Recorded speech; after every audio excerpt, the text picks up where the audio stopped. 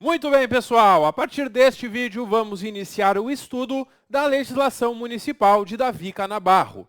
Vamos começar estudando a lei orgânica do município. Lei orgânica que todo município possui a sua. É a lei que organiza a administração municipal, trazendo as principais regras de funcionamento dos dois poderes do município. O legislativo, que é a Câmara Municipal, e o executivo, que é a Prefeitura de Davi Canabarro. Vamos ver todas as regras importantes aqui desta lei e, principalmente, como que isso deve ser cobrado na prova do nosso concurso. Depois que nós concluirmos a análise teórica da legislação municipal, eu vou trazer para vocês também um simulado com questões inéditas que eu mesmo elaboro no estilo da banca, tentando adivinhar como que o conteúdo vai ser cobrado na prova do teu concurso. E aí, com o nosso simulado, tu vai conseguir treinar antes da prova e ver quais são os pontos que tu precisa ainda revisar para chegar nessa prova com condições de gabaritar a legislação, que, claro, esse é o nosso objetivo. Pessoal, inicialmente, a lei traz aqui princípios fundamentais, apenas apresentando o município de Davi Canabarro, como a gente sabe, faz parte do Rio Grande do Sul e do Brasil. Ele tem autonomia e eu já vou mostrar para vocês como é essa autonomia do município. Ele se organiza de forma autônoma em tudo que respeita o seu peculiar interesse. Por isso mesmo nós temos a Prefeitura e a Câmara de Vereadores que vão tratar dos interesses da população aqui do município. Seguindo, é claro, aqueles princípios fundamentais e os direitos individuais, coletivos, sociais e políticos consagrados na Constituição Federal e na Constituição Estadual. Naturalmente, o município vai assegurar para os seus cidadãos todos aqueles mesmos direitos previstos na Constituição. Bom, essa primeira parte não costuma ser objeto de provas. Eu nunca vi a nossa banca formular uma questão sobre essa parte introdutória das leis orgânicas.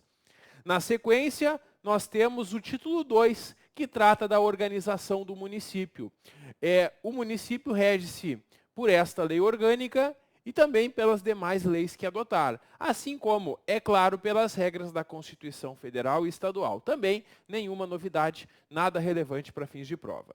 Aí nós temos no artigo 3º que quando esta lei foi feita, foi mantido o território do município. E os limites do município, os limites do território, porque o município faz limite com o município vizinho. Esses limites do território só podem ser alterados desde que preservada a continuidade e a unidade histórica e cultural do município. Sempre nos termos da legislação estadual. Então, para mudar os limites do município, tem que preservar essa unidade histórica e cultural. Como a gente sabe, a cidade de Davi Canabarro é a sede do município. E o município pode ter distritos por meio de lei também. Símbolos do município, a lei orgânica apresenta 3. A bandeira, o hino e o brasão. E agora nós temos no artigo 5º a primeira grande possibilidade de questão na nossa prova. Em outros municípios que a banca aplicou concursos, ela já fez questões envolvendo os poderes. Nós temos aqui, no artigo 5º, que nós temos 2 poderes no município que funcionam de forma independente um do outro e harmônica. Os poderes são o legislativo, que é a Câmara Municipal, e o executivo, que é a Prefeitura, que é exercida pelo prefeito. E sabe qual é a pegadinha que a banca faz na prova? A banca tenta te enganar dizendo que tem 3 poderes no município. E isso está errado, porque o município tem apenas 2 poderes. Quem tem 3 poderes, de acordo com a Constituição Federal, é o Estado e a União.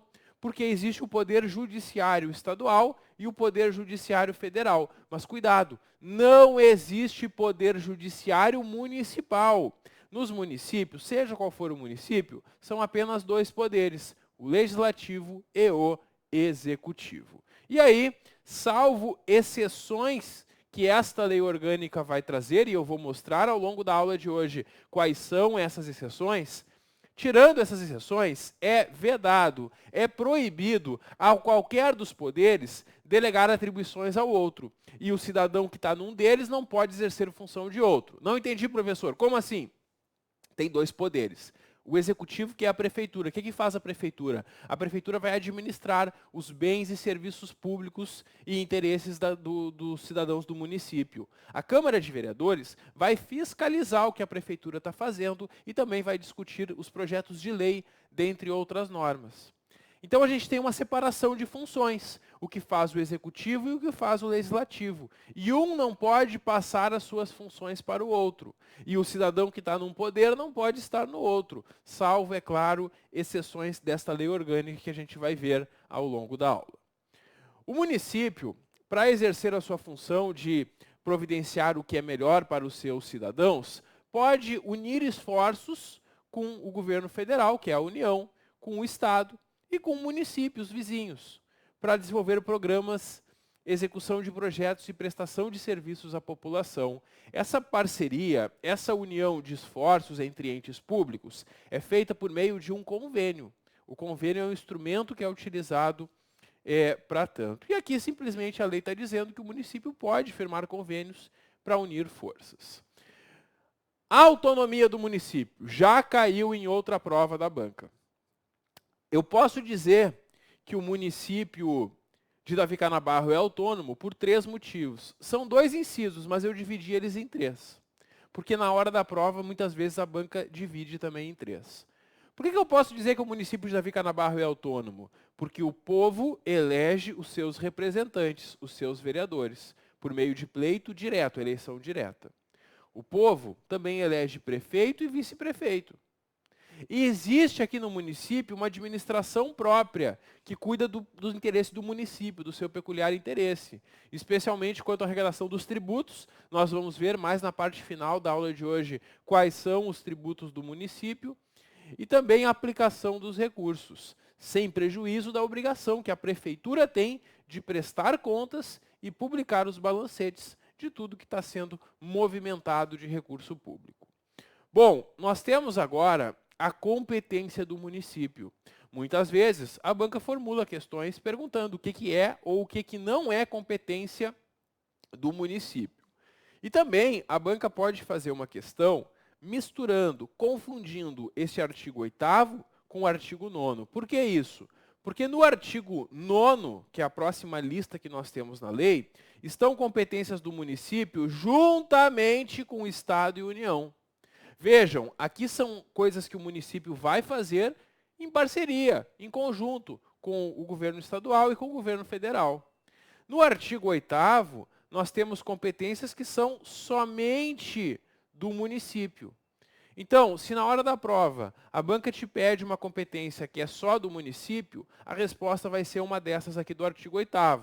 Se a prova te pede uma competência do município junto com o Estado e União, vai ser uma das hipóteses do artigo 9º. E é comum que a banca misture esses 2 artigos. O que cabe somente aqui ao município? Fazer as leis, legislar sobre assuntos de interesse local. Para isso, o município vai ter as suas próprias leis municipais, como esta lei orgânica, como o Estatuto dos Servidores, que a gente também vai estudar aqui no curso, dentre outras normas.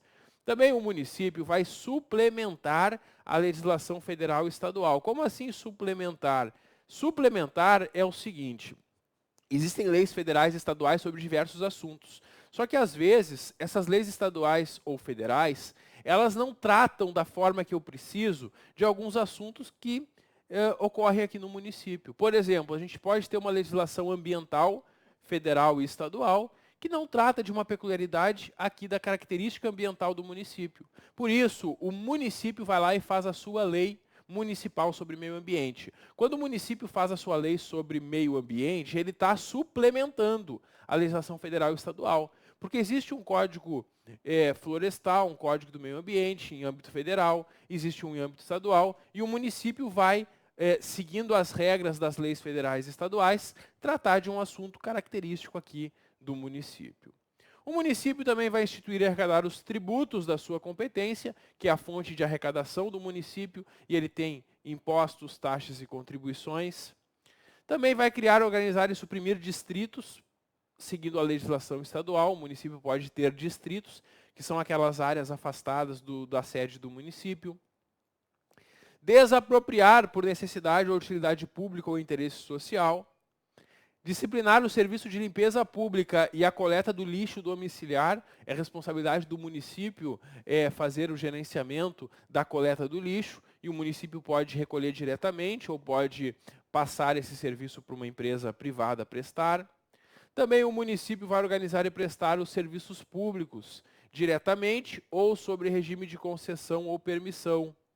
Vai dispor sobre prevenção de incêndios, licenciar estabelecimentos industriais e comerciais. Se tu quer abrir um negócio, uma loja, um restaurante no município, tu precisa pedir um alvará para a prefeitura. É uma licença e a prefeitura vai verificar, por meio dos fiscais da prefeitura, se o teu estabelecimento atende os requisitos para poder funcionar.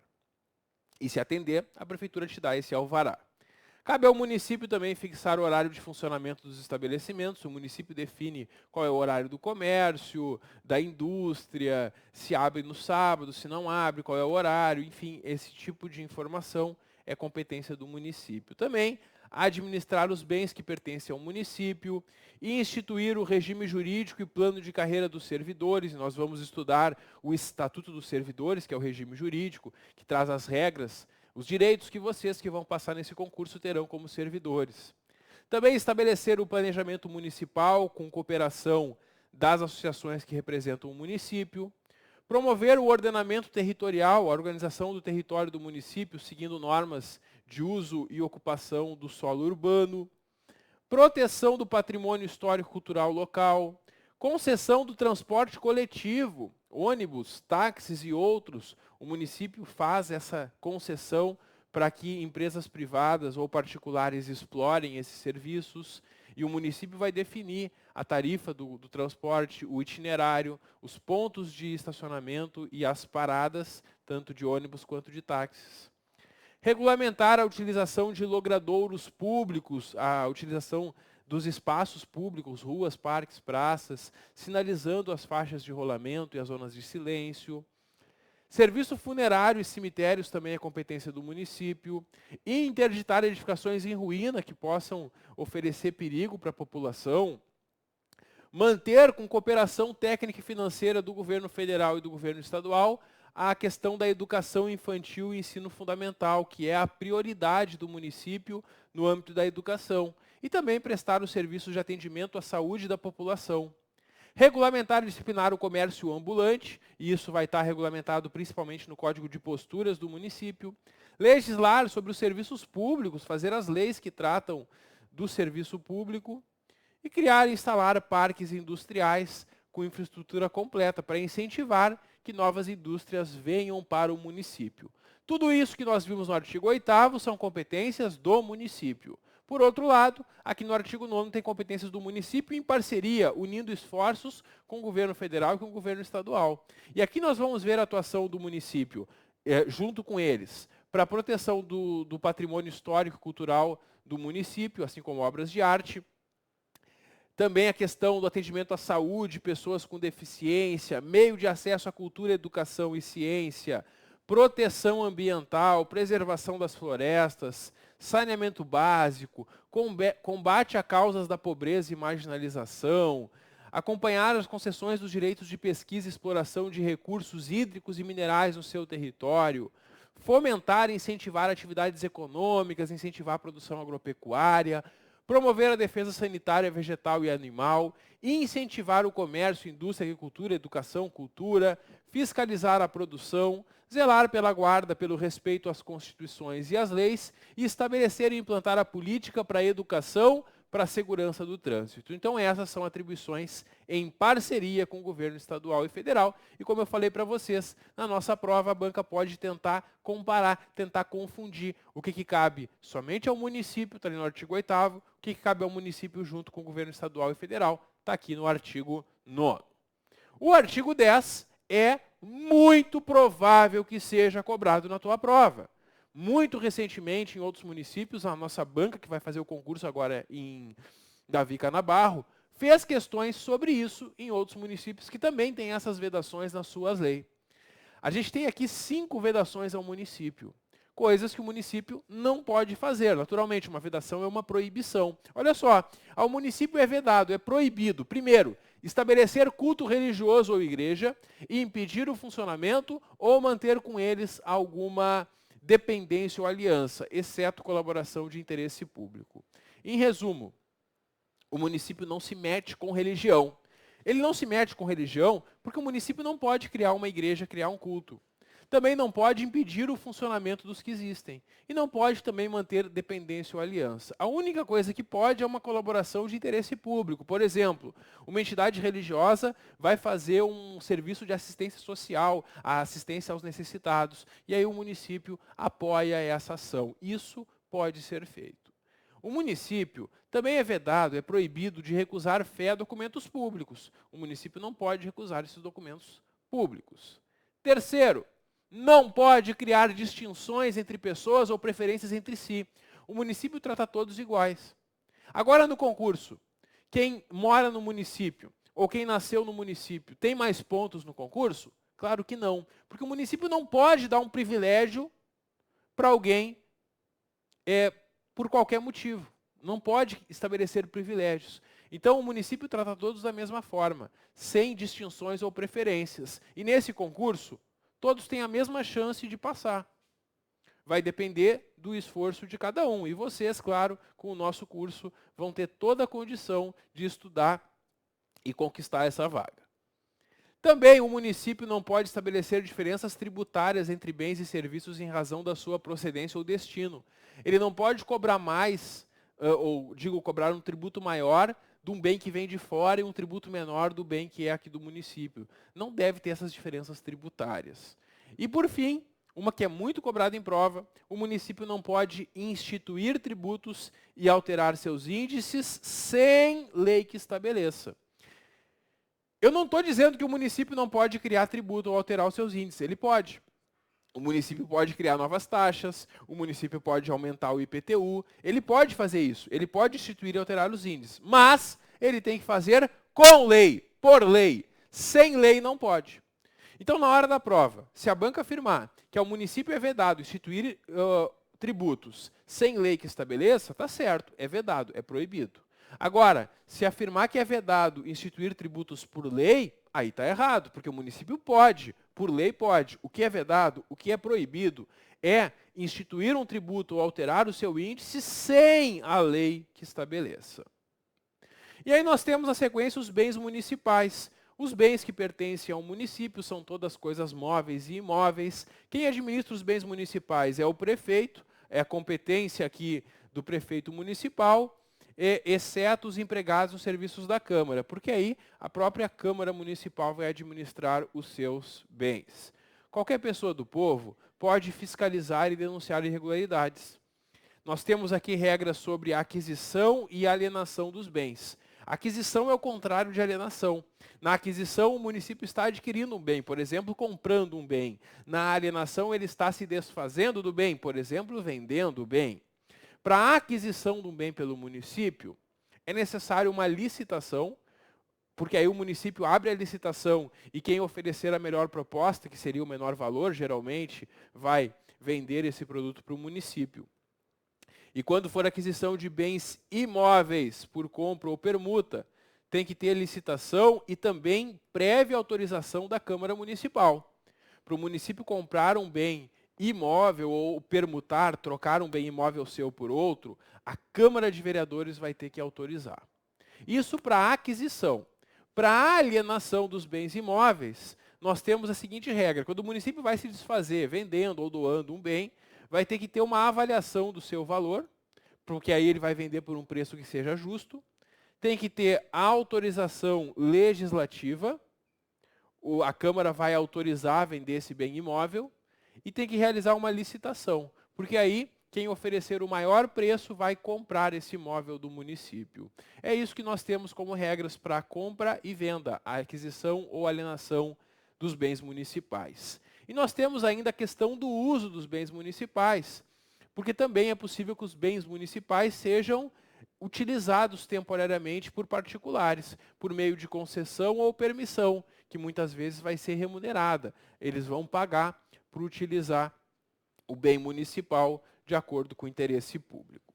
Essa é a nossa parte bem introdutória, envolvendo aqui o município. No próximo título, a gente tem regras sobre a administração pública. Essas regras da administração pública são muito semelhantes aos artigos 37 a 41 da Constituição Federal. Então, se para algum concurso tu já estudou alguma vez as regras da administração pública na Constituição Federal, tu vai encontrar muita semelhança no artigo 15 e seguintes. Primeiro, que tem os 5 princípios a serem observados pela administração pública. Com esses 5 princípios, a gente pode formar o anagrama LIMPE. Se tu lembrar da palavra LIMPE, tu vai lembrar das 5 letras que iniciam esses princípios. L de legalidade, I de impessoalidade, M de moralidade, P de publicidade e E de eficiência. E às vezes vem uma questão bem fácil na prova. A banca pergunta assim na questão: são princípios a serem observados pela administração pública municipal direta e indireta? E aí a resposta vão ser esses. Ela vai tentar misturar eles com outros ou trocar. Por exemplo, é comum que a banca troque impessoalidade por pessoalidade. E aí torna incorreto, né? Porque a administração deve ser impessoal e não pessoal. Bom, temos regras sobre a investidura de cargo público. A gente vai ver isso com mais detalhamento lá no Estatuto dos Servidores. Mas nós temos aqui a regra que para ser investido em cargo ou emprego público é necessário concurso público. Tu vai fazer um concurso para ingressar, é por isso que a gente está aqui estudando. Tu passou no concurso, tu vai fazer um estágio probatório de 3 anos. E passando do probatório, tu se torna estável. E depois que tu é estável, é muito difícil que tu venha perder esse cargo. Mas nem todos os cargos no município são preenchidos por concurso, porque existem os cargos em comissão. E aí o prefeito ou prefeita do município nomeiam pessoas da sua confiança para exercer essa função. Esse que é nomeado para o cargo em comissão, ele não faz concurso para ingressar, mas ele também não tem estabilidade. A qualquer momento ele pode ser mandado embora, porque a lei orgânica diz que são cargos de livre nomeação e livre exoneração. Tão fácil quanto entra, tão fácil pode ser mandado embora. Diferentemente de vocês, que para vocês não é tão fácil entrar, vocês vão ter que passar no concurso público e depois vocês vão adquirir estabilidade. E depois de passar no probatório, é muito difícil que vocês percam esse cargo, porque a gente vai ver, inclusive, quais são as situações que é possível que um estável perca o cargo e realmente são bem poucas hipóteses. O concurso público, ele tem uma validade de até 2 anos e pode ser prorrogado uma vez por igual período. Dentro do período de validade, o município pode convocar quem passou no concurso. É muito comum que o edital já traga algumas vagas, e essas vagas o município costuma nomear rapidamente, logo após o concurso ser homologado. Depois, ao longo desse período de validade, que geralmente vai ser de 4 anos, 2 prorrogável por mais 2, vão abrindo novas vagas, servidores vão se aposentando, vão se exonerando, e para essas novas vagas o município pode convocar desse mesmo concurso. E é o que o município geralmente faz. Por isso que os concursos municipais costumam sair em cada município de 4 em 4 anos, porque durante a validade do concurso anterior, o município vai convocando. Terminou a validade, ele precisa abrir um novo concurso. Essa que é a ideia, então, sobre a validade do concurso público. O direito vai ter, o servidor também vai ter direito à livre associação sindical, direito de greve, vai ter um percentual de vagas nos concursos para pessoas com deficiência. A lei estabelece casos de contratação de temporários, é uma situação excepcional e, em regra, o município deve fazer concurso, mas, excepcionalmente, ele pode contratar temporários, por exemplo, para substituir servidores que estão doentes ou até mesmo em situações de calamidade pública, como foi a pandemia do coronavírus, que muitos municípios tiveram que contratar temporários para atuar no combate à pandemia.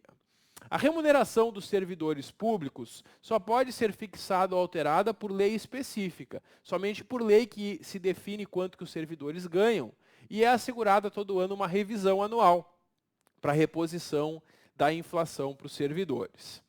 Bom, nós temos que a remuneração dos servidores tem um teto remuneratório.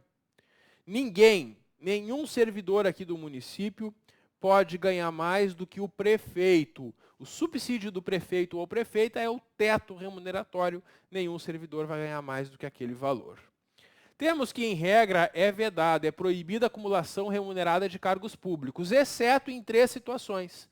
Tem 3 situações que, se houver compatibilidade de horários, uma mesma pessoa pode ocupar 2 cargos. São as situações de serem 2 cargos de professor, um cargo de professor com outro cargo técnico ou científico, ou 2 cargos de profissões regulamentadas na área da saúde. Nesses casos, havendo compatibilidade de horários, é possível que uma mesma pessoa esteja em 2 cargos. Fora desses casos, não é possível. Fora desses casos, é um cargo para cada pessoa.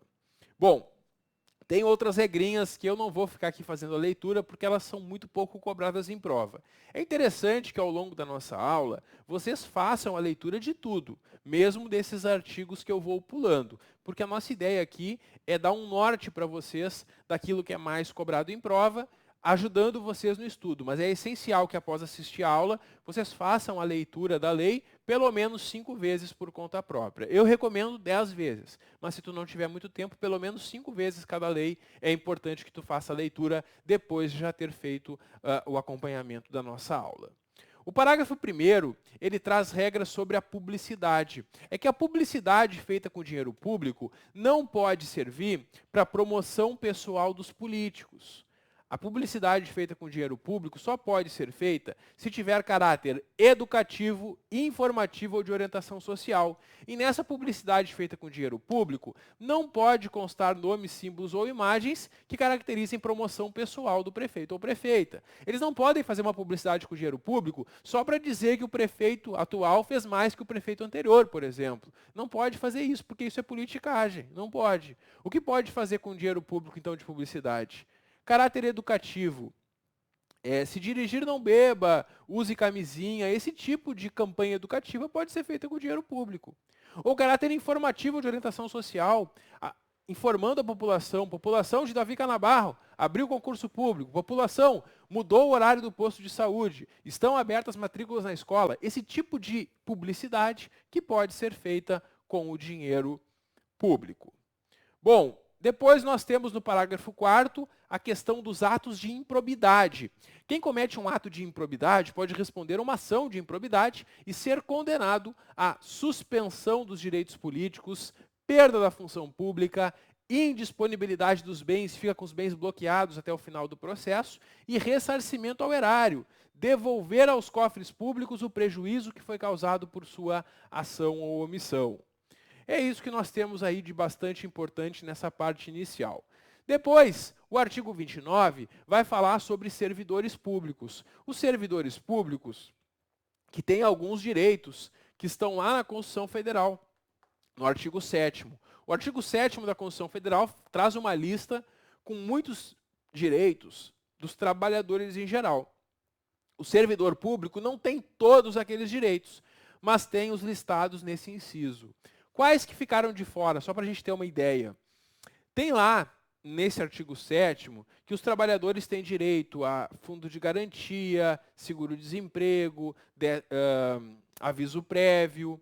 Esses direitos o servidor público não tem, porque o servidor tem estabilidade. Por isso que ele não vai ter fundo de garantia, nem seguro-desemprego, nem aviso prévio. Só para fazer uma comparação entre os direitos dos trabalhadores em geral com os direitos dos servidores públicos. Bom, depois vem regras aqui envolvendo a questão da aposentadoria. As regras de aposentadoria estão no artigo 40 da Constituição Federal, que é um artigo que passou por várias alterações pelas sucessivas reformas da Previdência que a gente teve no Brasil, inclusive uma em 2019. Por essa razão, as leis municipais que tratam sobre aposentadoria estão desatualizadas. Então, para fins de prova, é pouco provável que eles formulem questão sobre o artigo 30, porque ele já está diferente do que consta na Constituição Federal sobre a aposentadoria dos servidores públicos, lá no artigo 40 da Constituição. E aí nós vamos para o artigo 32, onde a gente encontra a estabilidade do servidor, que eu falei para vocês já. Vocês vão passar no concurso, vão fazer um probatório de 3 anos, após concluído o estágio probatório, vocês vão ter estabilidade. E aí é muito, muito, muito, muito difícil que vocês venham a perder o cargo. Porque o servidor, depois que ele é estável, ele só pode perder o cargo por uma sentença judicial transitada em julgado, que é um processo judicial definitivo, do qual não cabe mais recurso, que condena o servidor a perder o cargo, ou processo administrativo disciplinar assegurada ampla defesa. Aqui é um PAD, que está previsto lá no Estatuto dos Servidores. O servidor que é acusado de algo grave, que pode acarretar sua demissão, ele vai ter toda a oportunidade de se defender, inclusive podendo ter até advogado para lhe defender nesse processo administrativo. E somente após o processo administrativo concluído, dando toda a ampla defesa, que o servidor pode ser punido com a demissão. E, por fim, a terceira situação, ela ainda não está regulamentada. Ela depende de uma lei complementar que diga como vai funcionar, mas seria a avaliação periódica de desempenho. Na avaliação periódica de desempenho, o servidor, mesmo após o estágio probatório, continuaria sendo avaliado, mas isso só vai entrar em vigor quando for feita uma lei complementar federal dizendo quais são os critérios e regras para que isso aconteça. Então, na prática, é muito difícil que um servidor estável, depois que já passou no probatório, venha perder o cargo, somente se ele se enquadra nessas situações. E aqui tem regras sobre reintegração, disponibilidade, e tudo isso eu vou mostrar para vocês detalhadamente no estudo do Estatuto dos Servidores. Por enquanto, então, nós não vamos estudar aqui na lei orgânica, eu vou deixar lá para o Estatuto, que é a mesma regra. Bom, depois nós temos também a situação do servidor que é eleito para o mandato eletivo. Um servidor aqui do município que é eleito deputado, senador, governador, presidente da República, ele vai ficar afastado do cargo. E aí, quando terminar o mandato, ele volta e reassume o cargo aqui no município.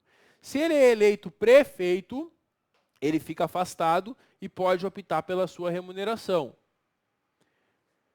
E se ele for eleito vereador, aí tem duas situações. Eu preciso responder uma pergunta. Tem compatibilidade de horário ou não tem? Se tiver compatibilidade de horários entre a função de vereador e o cargo público, ele pode trabalhar nos dois e receber pelos dois. Se não tiver compatibilidade de horários, ele vai ser afastado do cargo e ele pode escolher a remuneração. Por exemplo, se ele ganha R$5.000 por mês e o vereador ganha 3.000, ele pode continuar recebendo os 5.000 que ele ganhava como servidor, enquanto está somente na função de vereador. Isso quando não tem compatibilidade. Na maioria dos municípios aqui do Rio Grande do Sul, é possível acumular, porque geralmente o vereador vai ter uma sessão por semana só para participar, e ele consegue conciliar isso com o seu cargo público. Nesse caso, trabalha nos dois e recebe pelos dois. Muito bem, concluímos essa primeira parte aqui sobre os direitos da administração pública aqui no município. No próximo vídeo eu volto para a gente continuar estudando. Vamos no próximo vídeo ver os atos municipais, vamos ver o que é feito por decreto, o que é feito por portaria, e vamos seguir com os demais conteúdos aqui do nosso estudo. Temos ainda que ver todas as regras também do poder legislativo e do poder executivo que estão nos próximos títulos que nós vamos estudar. Dá um clique que eu já volto. Até logo!